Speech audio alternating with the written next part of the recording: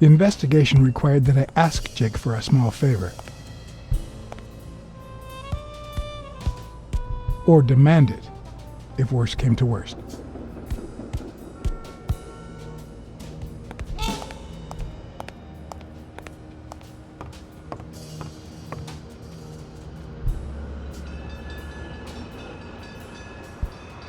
Hey, hi. Hey, focus, will ya?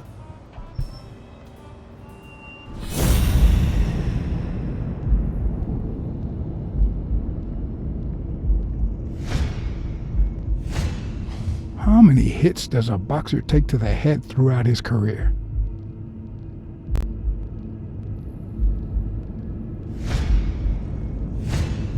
This one's got extra padding, just like Jake.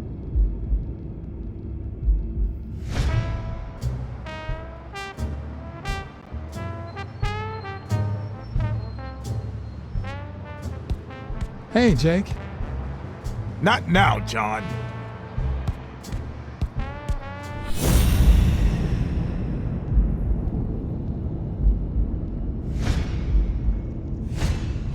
Not the smartest cookie in the jar, nor the most tactful. But do I trust him? No. Do I consider him a friend? Yes.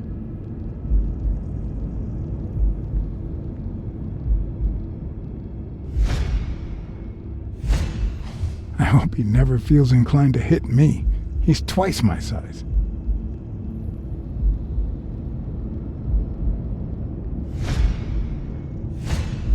He's been training with those same shorts for who knows how long.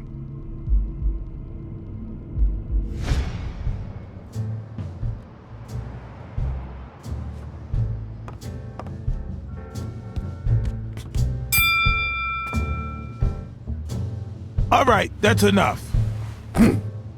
Take 5. Go on.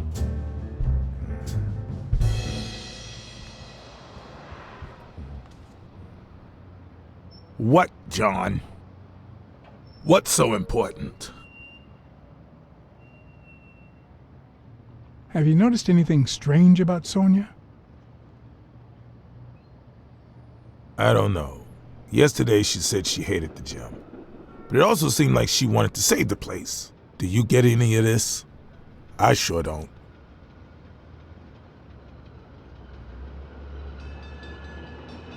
It might not have seemed that way, but she loved her dad. Believe me, I've got reasons to be certain. Could you tell me where O'Leary's headquarters are? What for? No. You could get me into trouble. No way.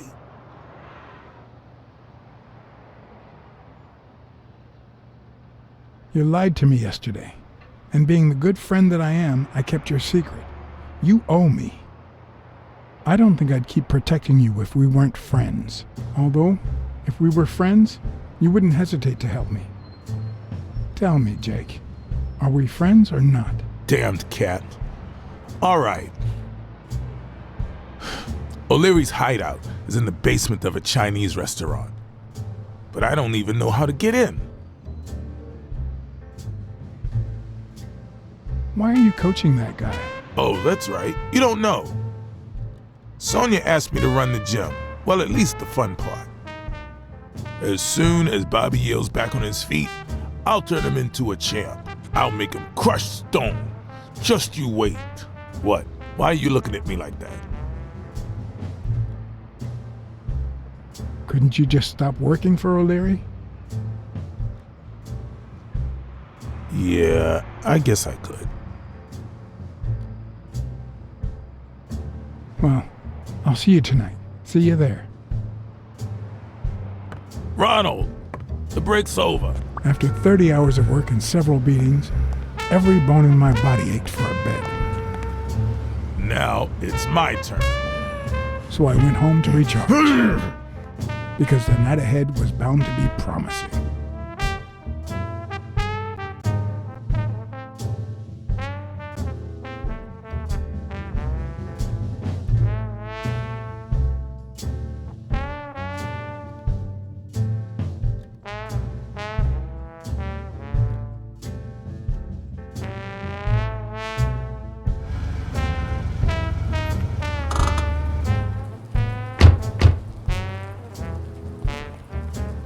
What do you know about that basement? Well, let me think. Nothing? Come on, Jake, for Christ's sake. Strain that little boxer brain. You must know something. I've come to get O'Leary several times, but they always make me wait in the dining room.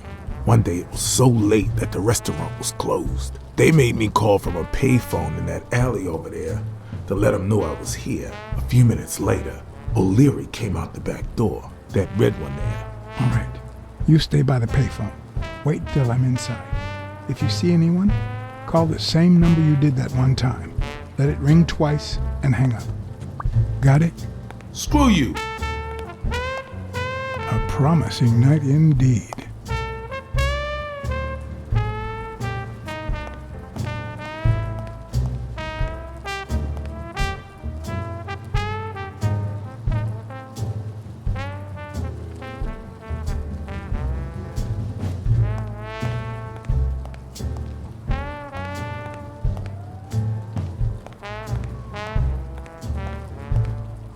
A bit too high to climb.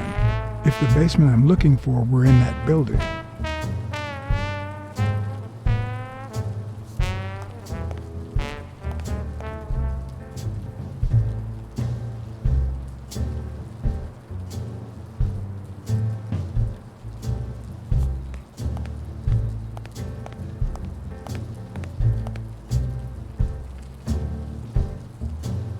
No. The plan will only work if O'Leary doesn't know I've been here.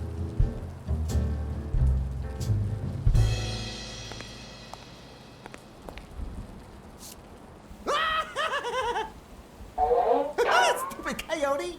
Maybe it leads to the basement. Stupid pig. Or maybe this is the way downstairs, not that door over there.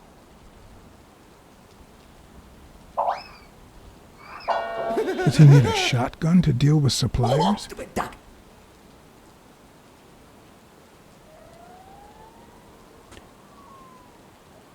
I'm guessing it lights up when they ring at the main door. Stupid rabbit. Would he even notice if I got in?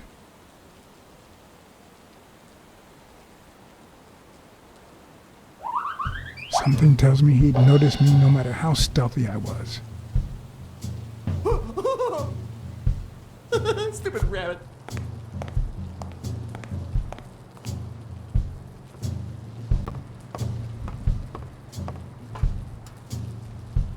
Could it be an elevator shaft? How does this thing open? If I'm right and this is a service elevator, it could be my gateway.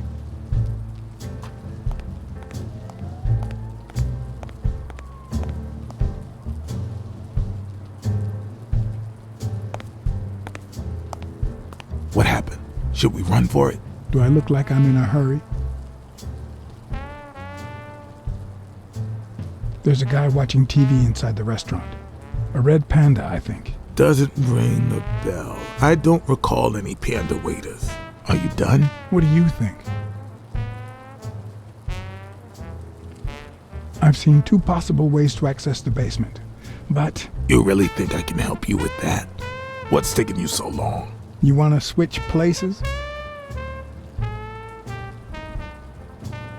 The carpet store neon sign is still on, even though no one walks down that alley. Don't you find that odd? They must have forgotten to turn it off.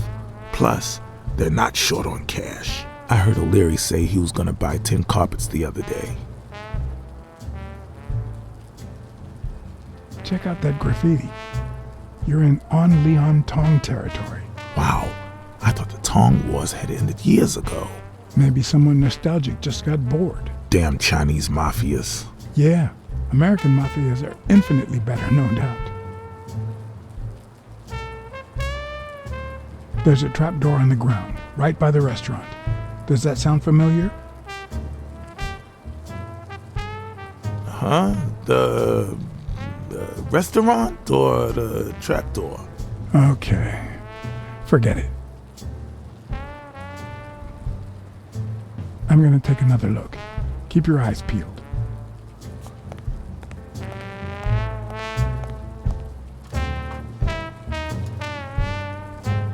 If only I could reach that box.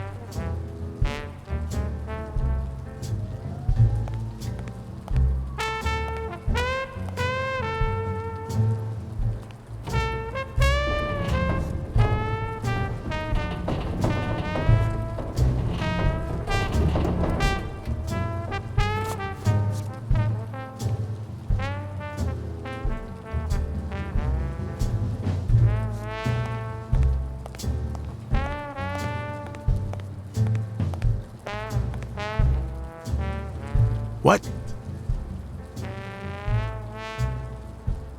I need your brute force, Jake. What's wrong? Is the little kitten too, And your silence.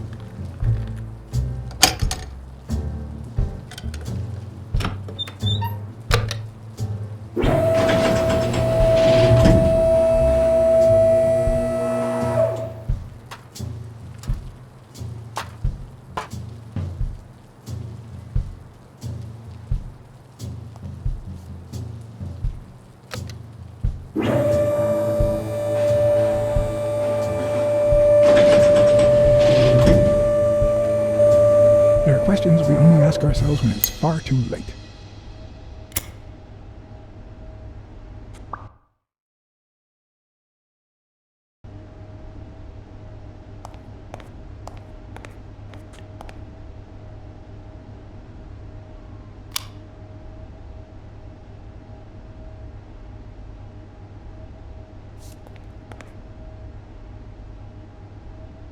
Why do they have so many paper notes?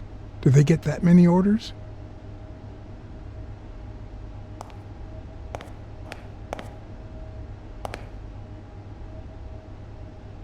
Good thing the TV was louder.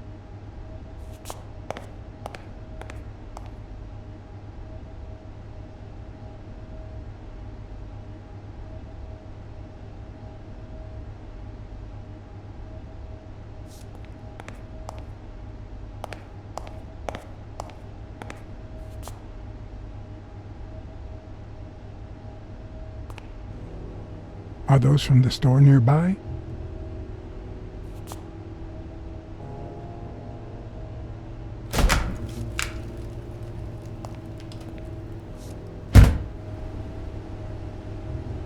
Huh. I was expecting some frozen bodies.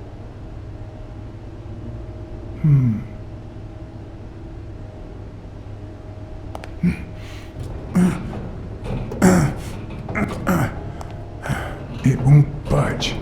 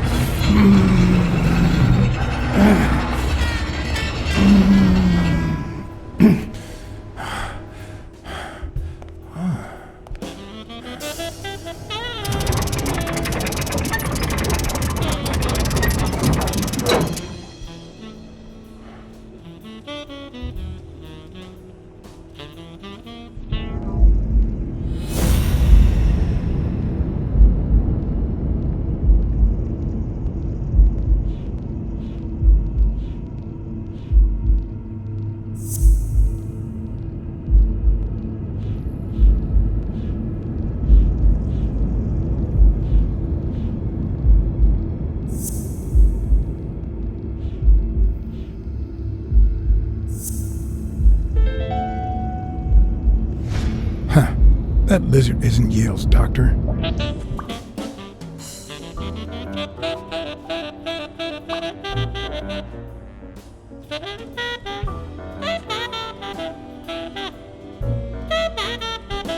Does O'Leary have a network of pals?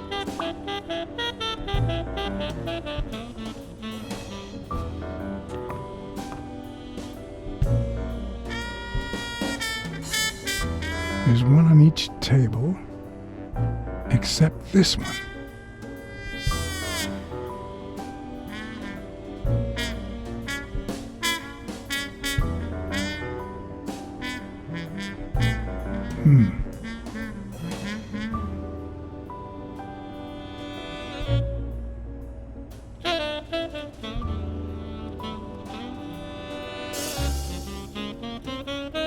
Huh. Looks like those colorful notes weren't restaurant orders after all.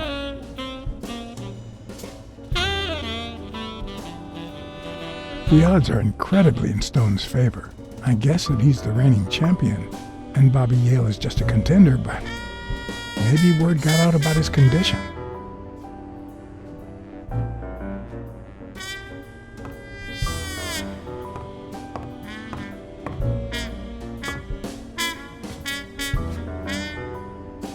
Wow, I didn't realize you could place so many bets on a single baseball game.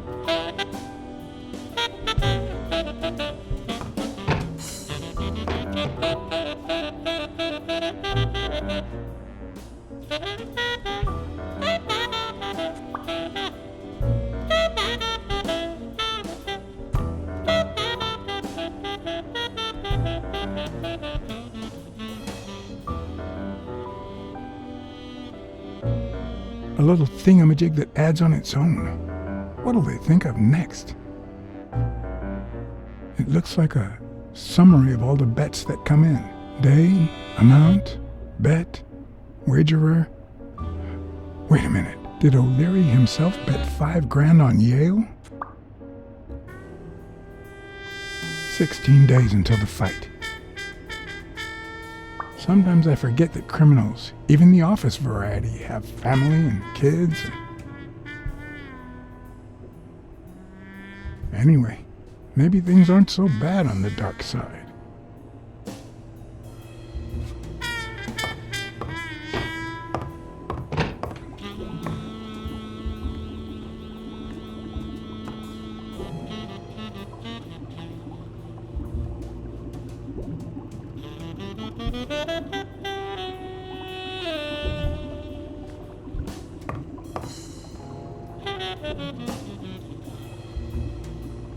Could that be Ireland?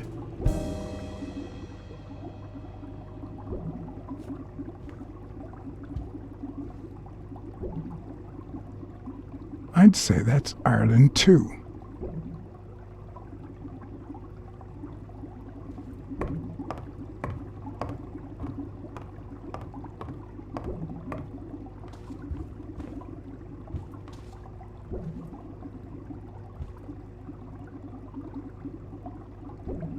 Ireland, of course. This guy's obsessed.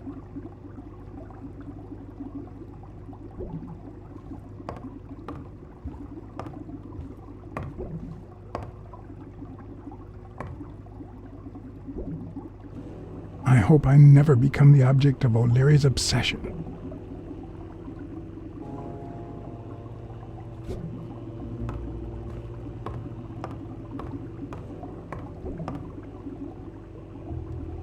A Crossler? The good news is, I don't need lockpicks to open it. The bad news, I didn't bring explosives.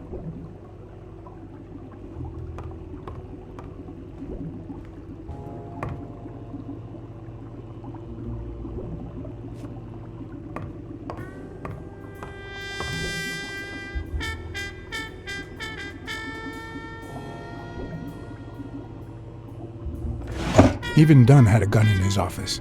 O'Leary couldn't possibly be the exception.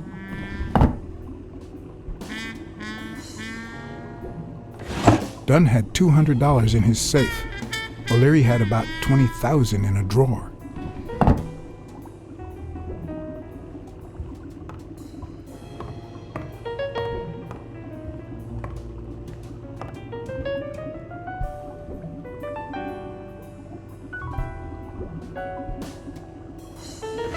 If they're not together anymore, Why does O'Leary keep so many pictures of romantic moments with Helen Moore?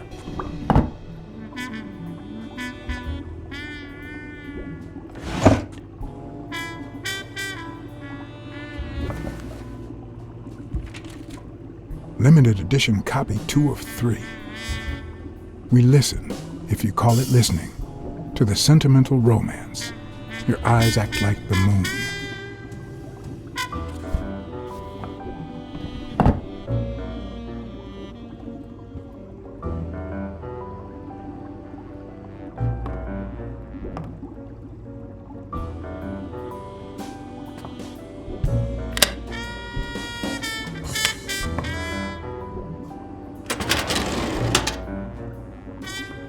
The painting concealed file after file of celebrity reports with all sorts of shady information, ranging from S to Z. Almost all of them were athletes. Is that what O'Leary meant when he said that detectives and police officers were his friends? I wonder how many spy for him. If I were to pitch in, who would I spy on?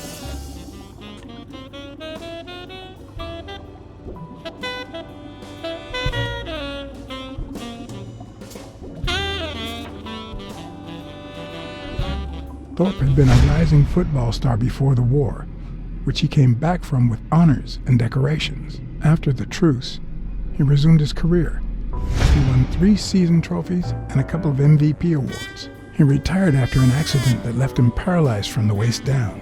He started his own sports advertising agency 4 years ago, but according to the files, O'Leary hadn't even tried to corrupt him.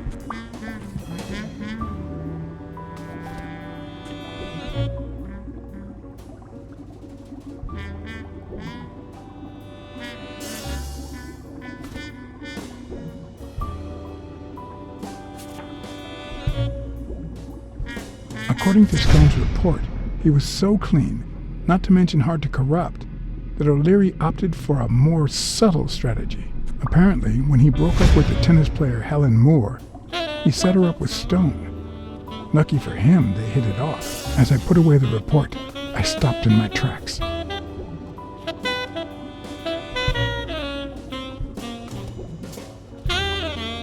Did I really want to risk knowing what O'Leary had on my good friend, the incorruptible police commissioner? To be honest, if Smirnoff had anything to hide, I'd rather not know about it.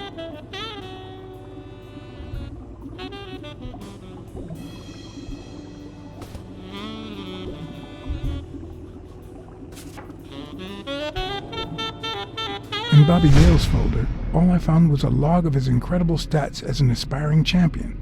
20 victories, 16 by knockout. Although, at the end of the report, someone had underlined one word several times: untouchable.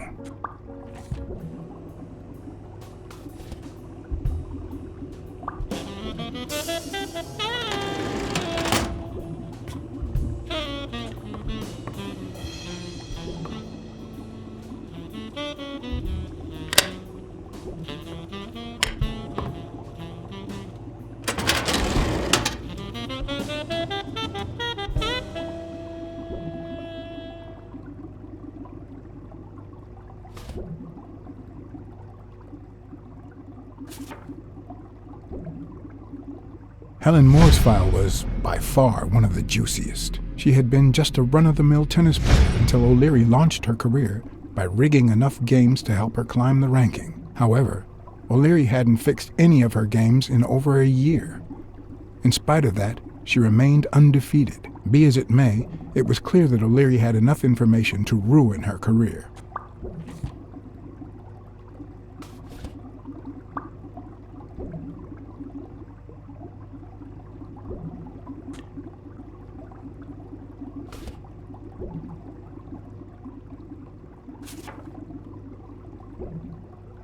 Strange as it may seem, the reports revealed that O'Leary had hired Jake as a bodyguard precisely because he was absolutely clean. Apparently, he liked to surround himself with honest people when he mingled with the high society.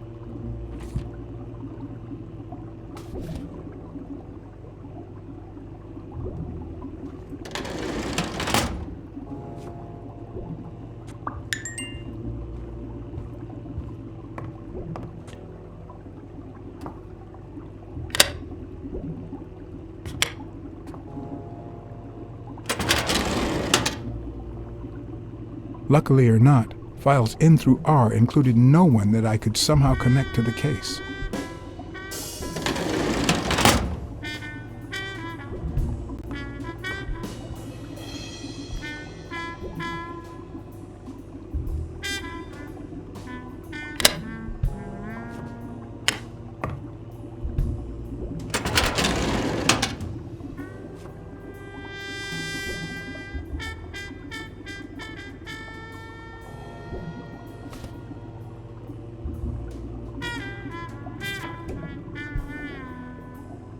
Cassidy's report was possibly the longest among all of O'Leary's files. Apparently, their rivalry went way back. So much so that they spied on each other in the most unthinkable ways. At least I was able to confirm what Yale had told me. Cassidy had threatened Dunn after he refused to join the managers' union.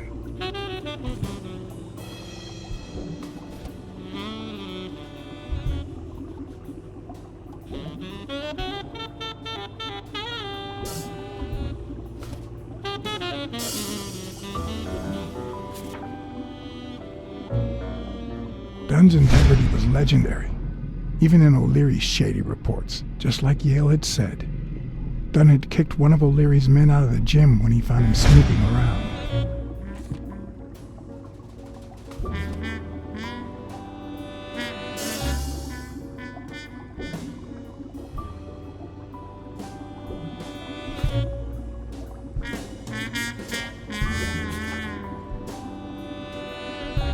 The report on Yale's father was the shortest of all, since only his name was left. Why?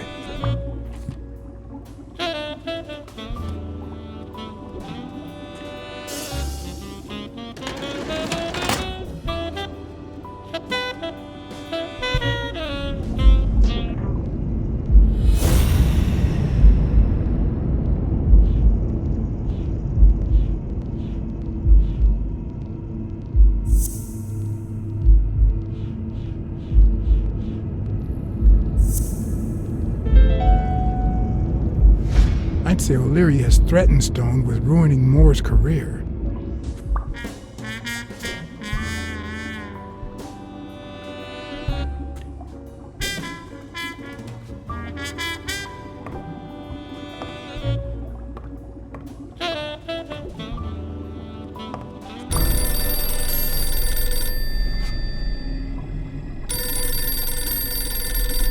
Jake.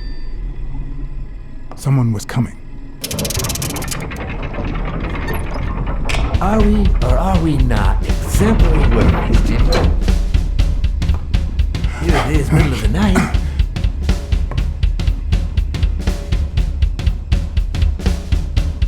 And we're working extra hours.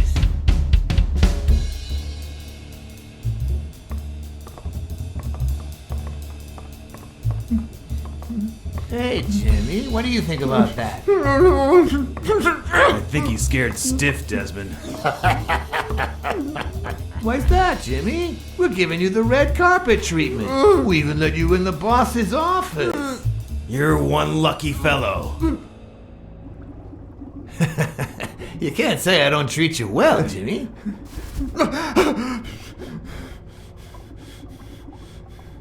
Yeah, Speak, you moron.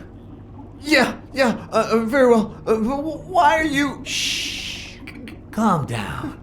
How long have you worked for me, Jimmy? 3 months. 3 months. Oh, yeah. I hired you right after your cousin Martin died. I need your opinion. How would you punish someone for ruining an innocent man's life with a hit and run, Jimmy? I don't know. Then tell me, what about you, Wilson? What would you do? No, please. I didn't do anything. I swear. He was a good guy. Of course, you already knew that. You knew him better than me, right? He was my cousin. That's why I hired you, Jimmy. You see, Martin was a dear friend. And his widow said you were a nice kid. That you do a good job and you needed the money. And I have a soft spot for those in need. Please. But, you know what? I talked to her just yesterday. She told us you did some naughty things to her with that gun, Jimmy. No. That's no way to treat a widow, is it?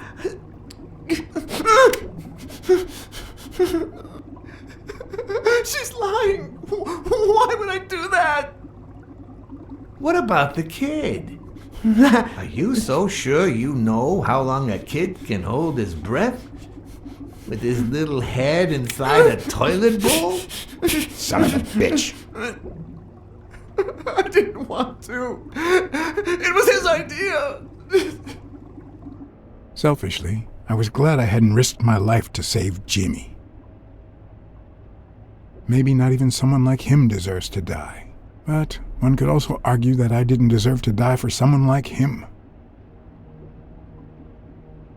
Who's your boss? Give me your name! Cassidy, it was his idea. He said you'd hired me if I'd managed to scare the widow, and I just... All right. Let's just calm down now. It's gonna be okay.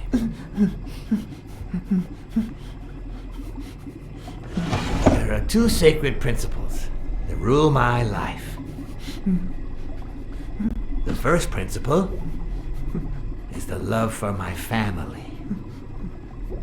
I'd do anything to protect them. The second principle, I never put my future in the hands of fate. I always play it nice and safe. And I would even add a third principle, or better yet, a rule. If anything threatens either of these two crucial principles, I take matters into my own hands. You see where this is going? For the first time, I got someone killed, even though all I really did was rat him out. No, I just... Stop interrupting me, Jimmy! It's not polite! You're all the same. So rude. You know what? Let's leave it at that. You're going to give a message to that disgusting walrus Cassidy, aren't you? Yeah, sure. Whatever you say. Yeah, sure. Good boy. What's the message? Oh, Jimmy. You still don't get it, do you? You are the message.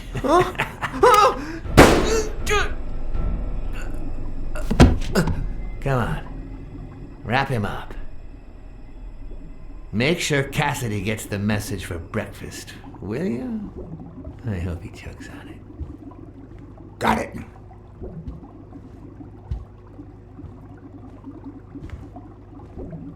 Where are you hiding, little fishy? Once again, you didn't get to hear the end of my story.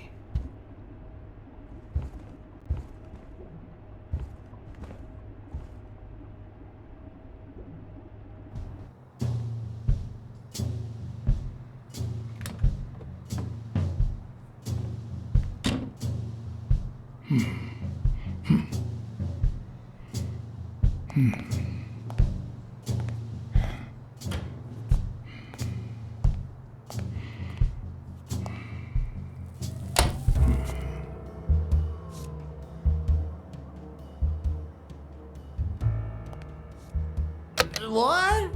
Just where do you think you're going, putty cat?